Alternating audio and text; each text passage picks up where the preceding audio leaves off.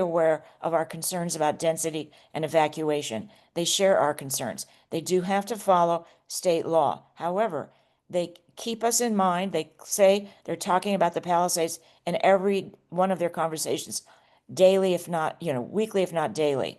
So I was pleased for that meeting, and we'll just keep tabs on that. Thank you. Okay, thank you. Next, we have time for old business. I don't believe we have any old business. I think we're ready for our new business. And we have a Friends of the Library update. Cameron, are you here? I'm here. Hi, Okay, thanks for here we having go. me. Welcome. Hi. Thanks. Hi, everybody. I'm Cameron Pfizenmaier. I'm the new president of the Friends of the Palisades Library.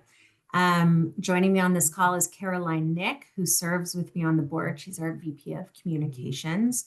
I want to give a quick update on where we are with the temp space for the library and what we know about the permanent rebuild. As far as the temp space, the Rec and Parks has confirmed to us that the temp space will go on courts 7 and 8. We are waiting for confirmation on timing, but a site visit has happened with LAPL. So they are getting everything ready to get that bungalow dropped. It will be 60 feet by 60 feet. It will have 2 separate spaces inside, we understand, one for some recs and parks offices and one for a library space. Within the library space, we'll have a communication space, a community room space, a public library space, and then a break room and workroom space for the employees. Once we have a better understanding of the timing for the bungalow, we're calling the bungalow, we'll share programming plans with the community. We're really excited to come back and have a space. We have a lot of ideas that we've been working on, and we have programming that's planned for families, teens, and adults. It's likely that we'll have 5 days of service in the temp space, probably Tuesday through Saturday with limited hours. And there will be lockers for book holds, so you can order a book online to be picked up. There'll be a locker in the bungalow. There'll also be computers for public use, scanners and printers. So that's the temp space update. I see a question in the chat about the Brentwood Library. I understand that's opening end of October, early November is what I've heard as the latest. Moving on to the permanent rebuild, no estimated timing yet on that. That's been shared with us. Latest we've been told is that there are several architects that the Bureau of Engineering has identified as potential for to design the library. And LAPL has said that once they have the architectural and engineering team pulled together, they'll create a moment to connect with the community on their needs and gather input. This is something that we in the Friends group have been extremely vocal about, to not have them rush to any execution without pausing for community input. We've seen some less than ideal scenarios where that's already happened. So we are hoping to avoid that with the library, and we will continue to be vocal about that. Maybe when that time comes, you can have them come to a PPCC meeting. Let us know. I would be happy to offer that to them. Thank you. Generally, I understand that they're working with a 110% rebuild footprint, so that FEMA will cover the rebuild costs theoretically. So that's what we know about it. We don't have a critical path timeline. I can continue to come and join and provide any updates as I hear them, but we are certainly pressing them to come to the community because we think that the library news will be good news and we'd like to be able to share it. So thank you so much, and welcome to you too, our new library rep. Thank you. I thought it would be such a quiet corner of the community, but I was wrong. David, I see your hand up. Is there something I can answer for you? Dave, please make it really quick. We have one more presentation. Sorry. The new library, when it's built, will be on the same site, not moved somewhere else in the rec center? That's our understanding, yes. Okay, thank you. Okay, everybody. We have with us tonight the Los Angeles City Bureau of Engineering. And they're going to talk, we have Kristen Wang and Patrick Schmidt. They're going to talk about current and future projects. I just want to say one thing. If you have questions during or after their presentation, please limit your questions to the subject matter at hand or the entire neighborhood or the entire town. Please do not ask any questions about your individual properties. That can be done offline at another time. And that is not what, what this meeting is going to be about tonight. So I just want to say that before we start. And I want to invite Kristen and Patrick to come on and give your presentation. And I've given you the ability to share a screen. So I think maybe Patrick might want to do that. I can actually go ahead and share my screen. Let me Okay. get this up.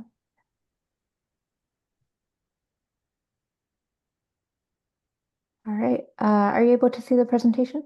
Yes. Perfect. And Arush, before I get started, did you have anything or should I just go ahead? Just wanted to say thank you for coming and presenting. I know our office has been receiving a lot of inquiries, questions about this project. Just wanted to let everyone know, I know there are Castellamar HOA members over here too. These are projects that BOE has been working on, emergency road repair and bulkhead constructions. This is to update the community for the completed projects and the future projects that are coming to Palisades. If you have any questions regarding your property, please refer them to our office, to BOE offline. You can email me and Kevin as well. Thank you. Thank you, Okay. Arush. I know we're a little short on time, so I'll try to keep this brief. For those of you that don't know me, my name is Kristen Wong. I'm from the City of LA Bureau of Engineering, Geotechnical Engineering Division, and I'm the program manager for our Hillside Slope Stability Program. With me, I also have Patrick Schmidt, our Geotechnical Engineering Division Manager. A little background on our program, a little bit about what we do before I hop in. The Hillside Slope Stability Program looks specifically at hillsides in the public right-of-way. We do not evaluate private property. And a majority of our work consists of retaining walls or bulkheads. These are primarily to support streets. Our office has been working really closely with Councilwoman Tracy Park's office, and we'd like to give the community some updates on what we've been doing in the Palisades post-fire. So as of today, we have evaluated 21 bulkheads or sites, retaining walls. After the fire, we started as soon as we were able to safely enter the area on January 15th, and we had staff on site evaluating, walking through the neighborhood all throughout January and February. Of the sites we evaluated, we have a couple updates on ones that are in construction or moving along. Two of these are undergoing further investigation with a contractor. Two of them are in construction. Three of them have substantially completed repairs, and one of them has fully completed repairs. For reference, there's a couple addresses here. They're not directly on the properties of these addresses, but just kind of the general area.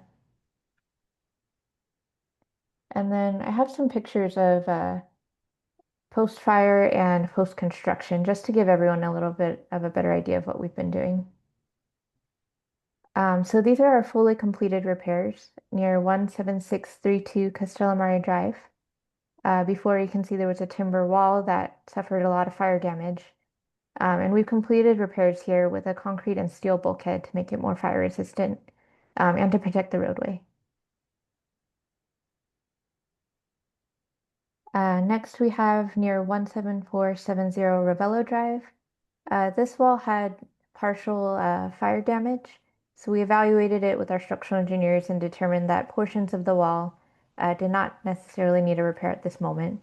But we did come in and repair the sections of the wall that had fire damage, as you can see here with concrete and steel again. One other note, substantially completed just means that we're going through the final inspection process. There could be some cleanup items, there could be some paperwork. So there may still be a little bit of construction activities going on, but the wall is substantially complete. Next, we have Strode Way at Castellamare Drive.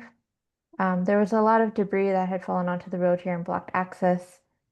We did complete a retaining wall here. We had our contractors clear out the debris, and we worked with the Army Corps of Engineers to help clean up the area and be able to make it passable for vehicles again. And last but not least, a property near 711 Enchanted Way. We had a bulkhead that, as you can see, suffered a lot of fire damage, and we are substantially complete with repairs, once again with concrete and steel.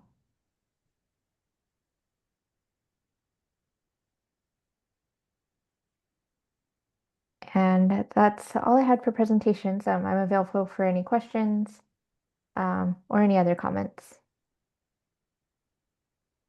Do you have any future projects in the works that you want to mention?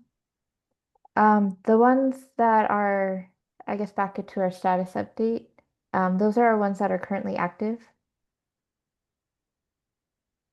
Kristen, I think you had it in your second slide, I believe. If you want to go back there, the ones that are in construction near 505 Bienvenida Avenue, I believe, and 17432 Positano Road. So those are the ones. I also posted our motion in the chat. If you guys want to take a look at it, we are moving that the council establish the following 3 new capital projects for inclusion in the Bureau of Engineering's annual work plan and instruct them to begin the pre-design work with the existing resources. Please take a look at this motion as well. I do know that BOE is actively working to apply for grants for hazard mitigation grants for the Palisades area. Just wanted to say, if Kristen, you have more details about that, go ahead and mention. But these are definitely, yes, I agree with you, vital repairs that are happening in Palisades. And we're thankful that BOE has been collaborating with our office and the community to bring these repairs and projects into Palisades. Thank you, Ruth. And to follow up, I apologize. I meant, or I thought I understood the question as active projects. We do have a couple that will hopefully enter design soon, as Ruth mentioned in the motion. We're trying to apply for these under the hazard mitigation grant, and we understand that design will help us make those applications more competitive. So as soon as the motion is passed, we'll be able to begin work. We have already started thinking about it. We just need to go through our city processes and make sure that everything's squared away. Thank you, Kristen. And I know it's very hard right now to get all these hazard mitigation grants since the feds aren't so happy with us. But if any of you has any powers and can change minds, we will be very happy to receive these grants and continue working in these capital improvement projects with the hazard mitigation grants. We will be very happy to bring those repairs to the area once we get the funding, the grants from the vets. Okay. All right, thank you. Does anyone have a question or anything to discuss? Chris? I see your hand up. Quickly, thank you so much, Kristen.